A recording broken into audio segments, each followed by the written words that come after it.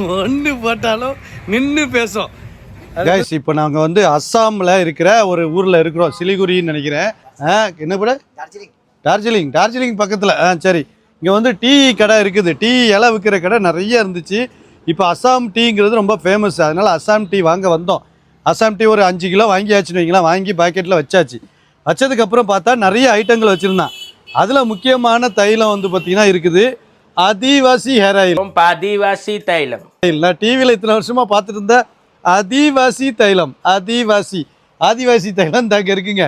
அதுக்கு மேல இது என்ன பிரமாதம், இது விட பெசலைட் ஒண்ணு இருக்கு கூவுடா. அதுதான் பெரிய ஒரு காமெடி. ஷிலாஜித் கேப்சூல் ஒன்று போட்டாலும் நின்று பேசுங்கிற அந்த 10 மணிக்கு மேலே ஒன்று விற்பாங்கல்ல அந்த டிவியில், நம்ம ஊர் டிவிலலாம் அந்த வயாகரா கேப்சூல் இருக்குதுங்க இங்கே. ஐயோ, இவன் கடை வச்சிருக்கானா இல்லை வேற எதுவும் இது வச்சிருக்கானா, சித்த மருத்துவ சாலை வச்சிருக்கானா தெரில. இதில் வந்து பார்த்தீங்கன்னா அந்த இன்னும் வேற பெண்களுக்கு உண்டான ஐட்டங்கள்லாம் இருக்குது, பிரஸ்ட்டை பெருசாக்குறது.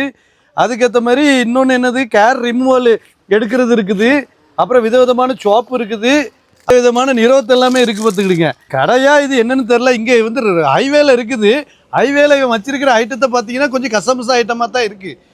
வச்சிருக்க எலக்ட்ரானிக் ஐட்டமும் வச்சுருக்கான், ஏடாகுளமான ஐட்டமும் வச்சுருக்கான். என்னத்தை சொல்ல, வந்து நின்று எங்களுக்கு தான் இது பார்த்தாலே வித்தியாசமாக தெரியுதப்பா. கலாச்சார புரட்சியாக நடந்திருக்குங்க.